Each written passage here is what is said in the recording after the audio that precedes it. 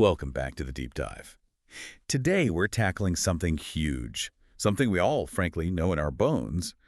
Life is hard. It's often a real struggle just to make it through the day, isn't it? Oh, absolutely. And the source material we're diving into today, it doesn't pull any punches on that. It states it really plainly.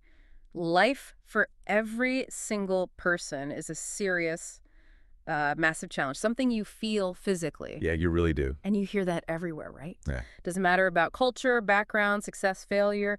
Just getting through life in one piece is presented as, well, a huge deal. That constant feeling of pressure, maybe even a bit of fear about life itself that gets into your muscles, your head. Yeah. But here's the twist, the thing we really want to dig into today.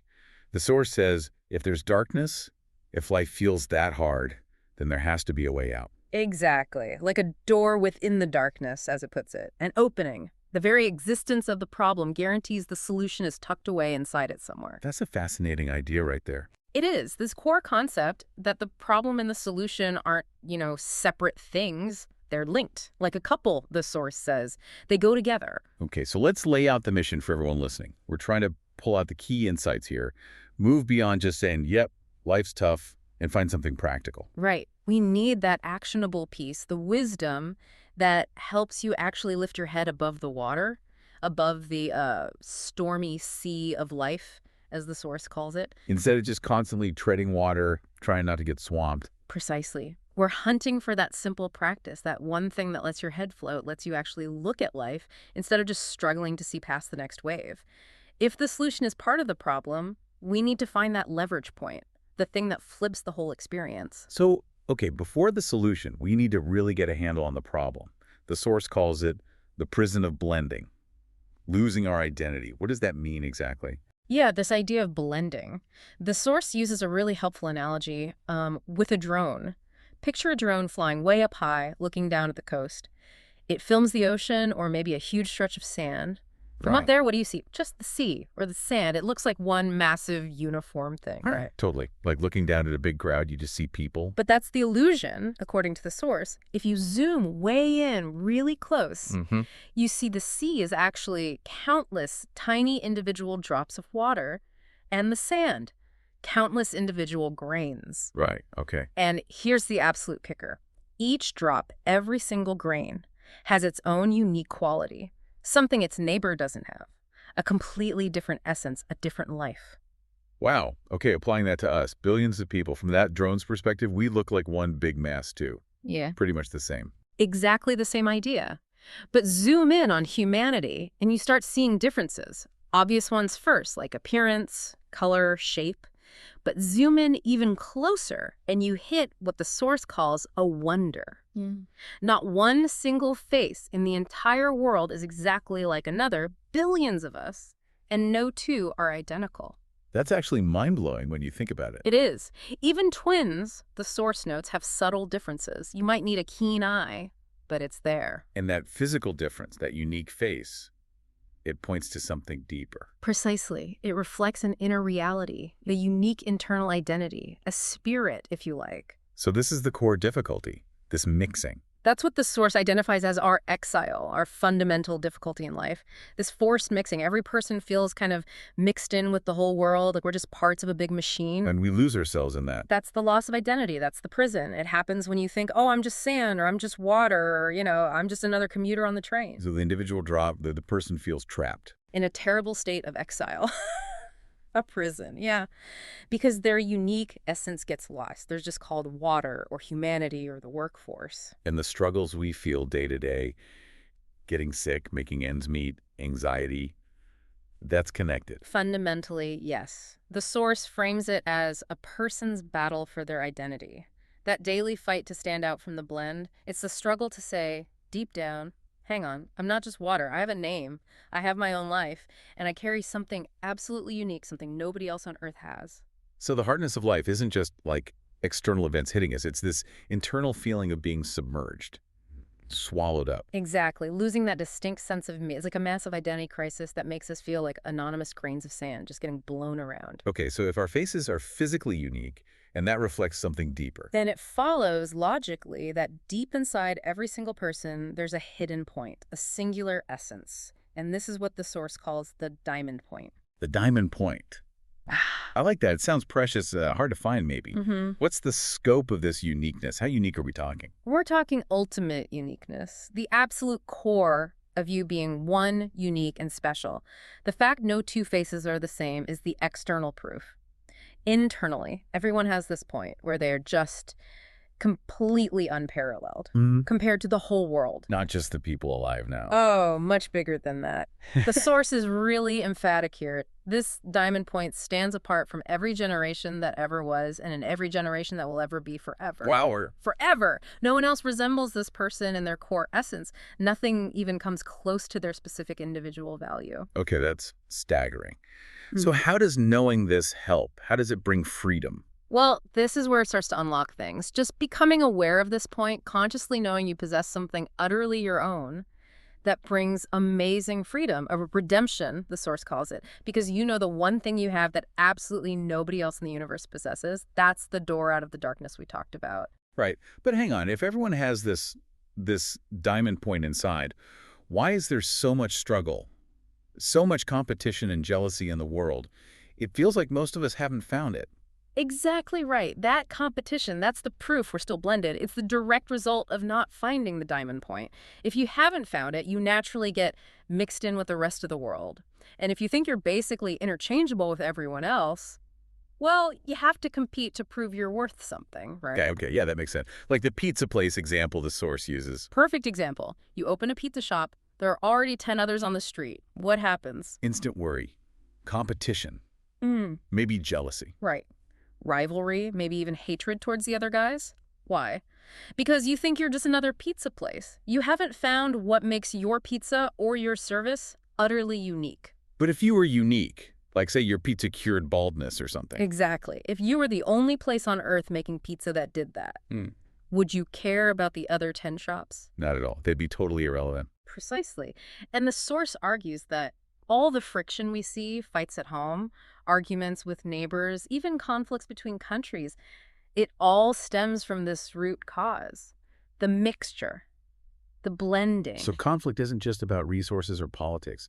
It's deeper. Much deeper, according to this view. Clashes happen because, subconsciously, one side feels like a part of their own unique self has somehow gotten lost, mixed up, and fallen into the other person. So they fight to get it back. They argue, they shout, they fight, because deep down, they're trying to retrieve that piece of our own identity that they mistakenly think the other person has taken or represents. It's a search for the self. That's a really profound way to look at conflict. It is, but look at the flip side.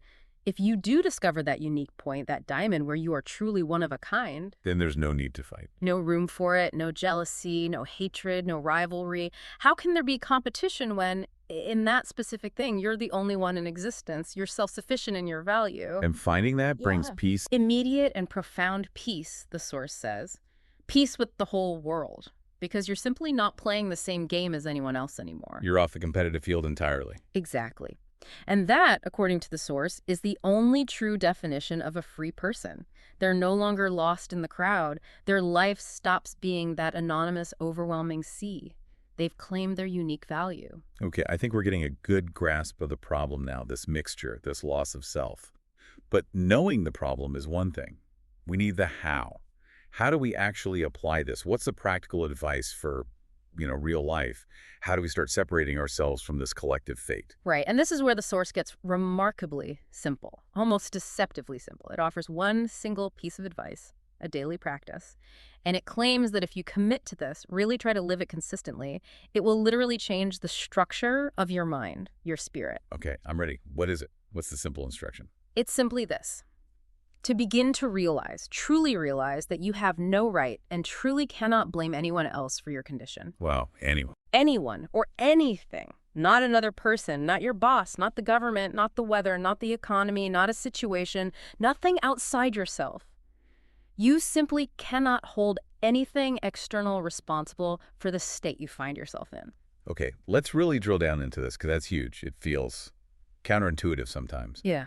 How does blaming connect back to being mixed up to that exile state? Blaming is the sign you're still mixed up. It's the ultimate proof of blending. See, when you blame something, say, the traffic for making you late and stressed, you're essentially saying, I'm just like every other drop of water here, and this external force, the traffic, determines my fate, my feelings. Okay. You're admitting you have no independent control over your inner state. Exactly. You can't distinguish between your unique self and your circumstances. If you can't separate your grain of sand from the whole beach, then naturally you have to blame the wind or the tide that affects the entire beach. And the source suggests we do this a lot, like constantly. At least 100 times a day, it estimates.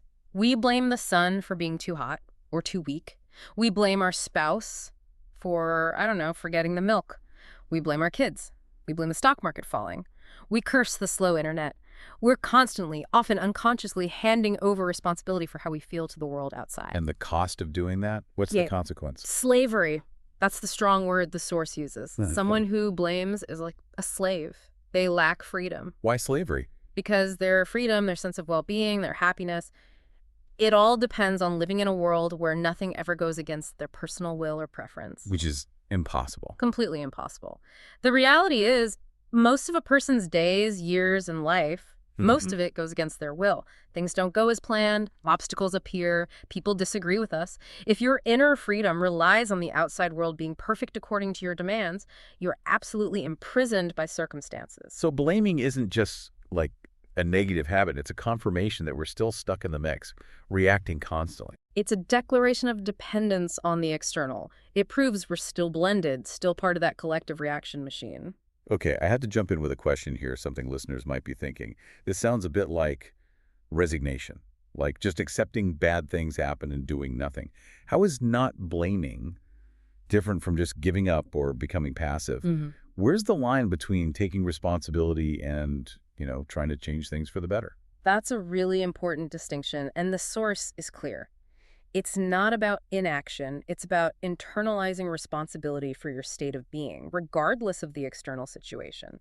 When you start to get this, when you genuinely begin the process of stopping blame, and it is a process, it might take ages, you start to see something profound. You begin to understand that everything that happens in our life happens for us, only for ourselves. Okay, unpack that. Happens for us, not to us. Exactly. If you are truly a unique, unparalleled individual, then nothing can randomly happen to you just because you were in the wrong place. Nothing happens by pure accident or because someone else decided to mess up your day. Everything that enters your specific life path, you are the one somehow bringing it there. It's part of your unique journey. That realization, that's the key then. That's the switch. That's where blame stops and true separation starts.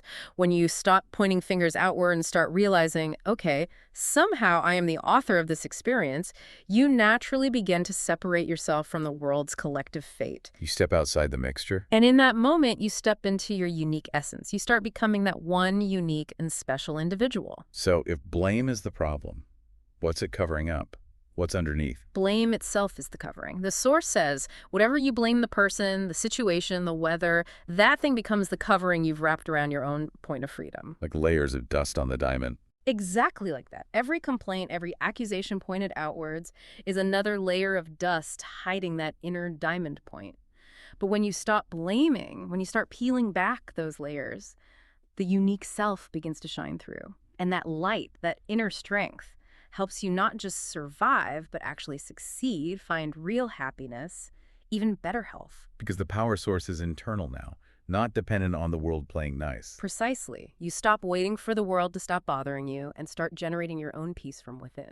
Okay, this sounds incredibly difficult, though. Stopping blame completely. It feels like it goes against basic human nature, doesn't it? Oh, it absolutely does. And the source is really realistic about this. It stresses that you cannot expect to just flip a switch and succeed instantly. Blaming is our nature, as you said, and that nature is the mixture, the blending we've been talking about.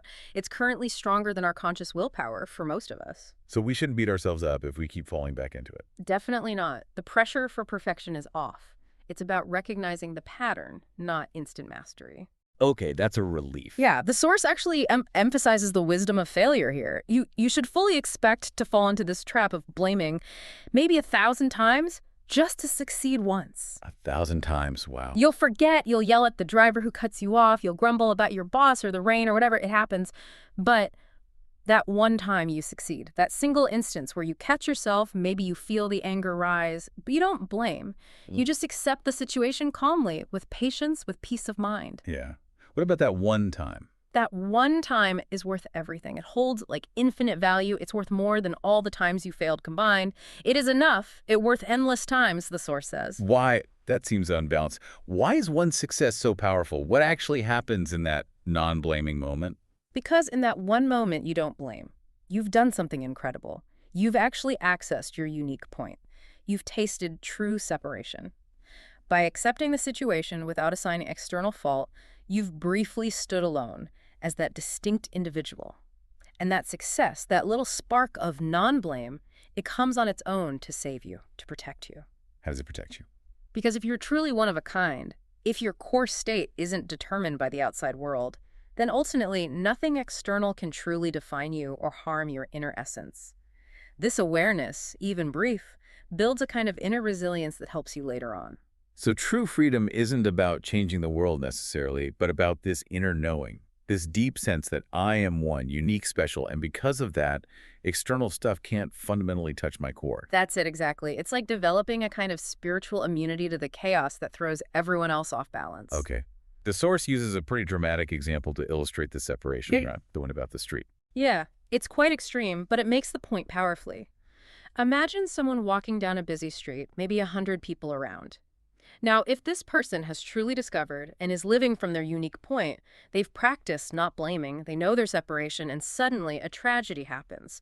A major event, like, say, a building collapses nearby, or some kind of accident affects the crowd. Okay. The source claims that what happens to the other 99 people, the ones still mixed in the collective fate, cannot happen to that unique individual. Whoa, hold on.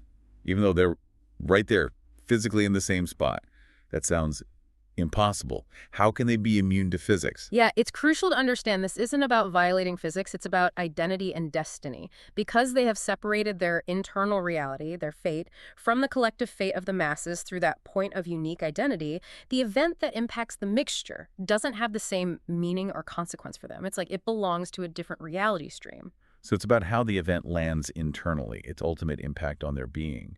Exactly. The source uses the same logic for, say, a stock market crash.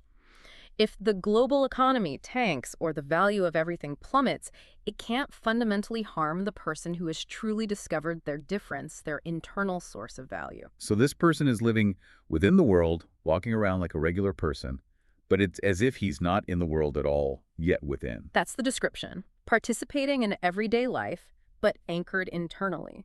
Their core value, their security, comes from that unique point, not from external validation or circumstances. Okay. If we look at life through that lens, then all the difficulties, they start to look different, don't they? Completely different. The whole narrative shifts. Those hardships, the struggles that made life feel so hard, the things that seemed designed to crush us, they weren't random punishments. They actually came only to show us this unique point. They were opportunities, maybe even necessary pushes, to force us to uncover it. To make us brush off the dust of blame? Exactly. To remove the coverings we put over our own special, one-of-a-kind essence. The difficulty itself becomes the tool that helps us separate and find our true self. And the reward for finding that self? It's huge. Immeasurable. The inherent value of that unique point just goes up and keeps rising endlessly. There's no ceiling on it. None. The person who discovers this inner singularity is described as completely whole and brimming with vitality. Think back to the pizza shop analogy one last time. Okay. Lots of shops, cheap pizza, competition. Right. But if there's only one pizza shop in the entire world, just one place to get that specific thing. You could charge anything. $1 million a slice, like the source says. Because there's nowhere else to get it. That's Yeah. the kind of infinite, non-negotiable value the source attaches to discovering your unique point. That's real freedom. This journey sounds like it's primarily internal, focusing on blame. But the source mentions another potential pitfall, right? Especially for people who are actively seeking wisdom or self-improvement. Yes, a really critical one. The blaming trap, hidden within the pursuit of wisdom itself.